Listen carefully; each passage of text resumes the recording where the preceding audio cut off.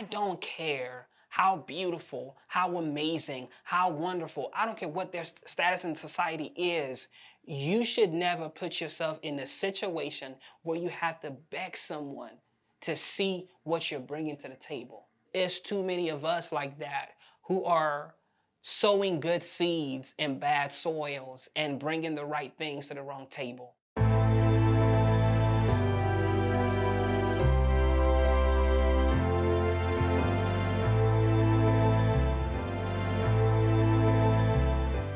So how did we meet? We met at church, actually. Yeah. We had been friends on social media prior to that time, but she's from the West Coast, so I just never thought that I was ever gonna see her in the DMV. So I'm at church one day. The service was over, actually, and I was just sitting outside chilling. And then I see someone walking into the church wearing a sundress. And I was like, now I know that's not so-and-so. So I walk up to her and then she turns around and it was her. I'm like, what are the odds, right? So that's when I realized she actually lives here in the DMV. So we chatted for a little bit, exchanged phone numbers, and the rest, like to say, is history, right? We started hanging out and that was it. I can't really say that it was love, but it was a very strong form of likeness. You know, I really liked this person. We had a great time together. The vibe was always good, you know? I think the more we hung out, the more I wanted to spend time with this person. And I was quickly falling for this person. At 27, 28, I knew where I was going with myself. You know, I had just gotten promoted, and how I was raised is, don't bring a woman into your life if you're not able to take care of her. Like, you have to be able to take care of yourself and her. So at this time, I felt like, you know, I was making good money. I had moved into my own space and everything. So I was looking for someone that I can build with. I wasn't looking for a smash and dash. I wasn't looking for a one-night stand. You know, I was looking for someone that I can build with. And a lot of the women I talked to prior to this time were all creatives. They were all people in the industry, you know, and I wanted to try something new because she wasn't in the industry. She wasn't a creative in the traditional sense of the word. So I thought that it was going to be different. You know what I mean? What went wrong?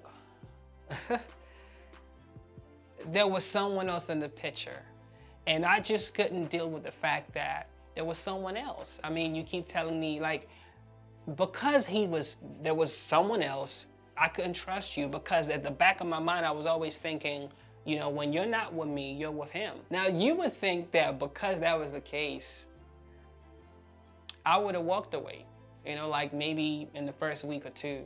My mentors, my counselors, everybody was like, yo, let's just leave it alone. But I didn't do that, you know, and I think that was the beginning of one of the most horrible times in my life, relationship-wise. It was. But it was also one of the best times in my life. The pain, the hurt, I needed to go through that. I mean, now I'm so much better. I'm so much wiser. When it comes to the lessons, I think a lot of what happened in that situationship, because we were never in a relationship, a lot of what happened in the situationship, a lot of the pain, a lot of the hurt, a lot of the disappointment that I faced was the result of where I was at that time, right? I was seeking validation and self-love from this person. And that's a horrible place to be in. I found myself in a situation where I was chasing after someone. I was pining, begging someone to see me, to see what I was bringing to the table. And I don't care how beautiful, how amazing, how wonderful, I don't care what their status in society is, you should never put yourself in a situation where you have to beg someone to see what you're bringing to the table. It's too many of us like that who are sowing good seeds in bad soils and bringing the right things to the wrong table. You know what I mean? And that's really where I was at that time. Looking back now, I know better, and I've grown and I've evolved, right? I know now that Who and what's for you is always gonna be for you. Can nobody stop it? You're always gonna end up with who is right for you, whether it's a job, whatever the case might be, you know. So you don't have to be desperate. And I think, I don't know if I would say it was so much desperation or it was more so the fear of losing what we had, at least what I thought we had, you know? Because at this time, I'm 27, 28, you know what I'm saying? And I've dated, I've talked to a bunch of women, that sort of thing, but I've never really been in a situation where I was talking to someone, sharing a level of intimacy with someone consistently. I didn't want to let go. And the reality is, as so many of us who are in that place, or who have been in that place at some point in time where for some of us it's convenient, for some of us is the fact that this person is connected, this person has connection, so now you're cloud chasing, you're using them. You know, for some of us it's because the sex is good. Whatever it is, like, there are times when we know it's time to let go, but we hold on, we continue because of the fringe benefits that come with that, you know, with that situationship or with that relationship. And usually what happens in that situation is someone has to be the bigger person to say, you know what, it's time to let go. This ain't working. This is not healthy at all. And trust me, I was not that person. The other lesson I learned is you cannot buy love. You cannot buy love. You can't. You know, so stop, fellas, stop leading with your wallet. You cannot buy love. That's just the reality of it. You know, you can't buy love. And I think that's one thing I had to realize. I thought that if she knew that she could have anything and I could take care of her, like that would, you know, make her to be a lot more interested in me. But, you know, that didn't work at all. And that's when I realized, you know, you can't buy love. The older I get, the more I realize that as human beings, we are energy. We are vibrating on a certain frequency, you know, because the reality is you attract who you are. You dig what I'm saying? So you have to evolve into a higher, better expression of yourself. Become the person that you want to attract.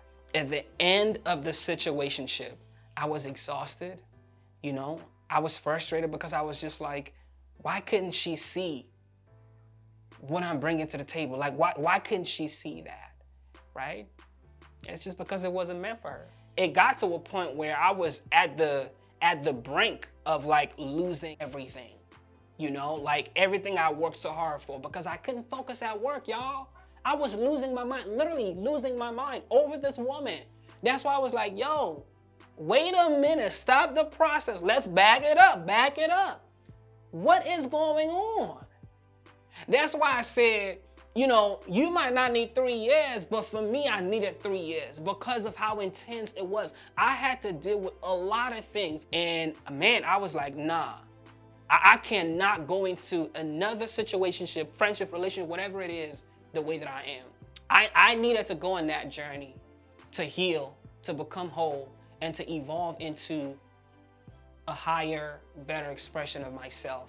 I mean, my destiny is so important to give up for anything, man. I can't let any woman, anything, you know, whatever it is, be a distraction. Like, at this stage and age in my life, I love my space, I love my routine, and I don't want to feel like I would have to pull over, you know, or rearrange my life for you to fit in. You have to fit into what I have going on seamlessly and vice versa. You know, I mean, we might tweak some things, you know, work on some things, but I think for the most part, it has to be, you know, someone that's just gonna fit into the world that I'm in. Listen, man, at the end of the day, there's someone for everyone. So stop being desperate. All right, peace and blessings.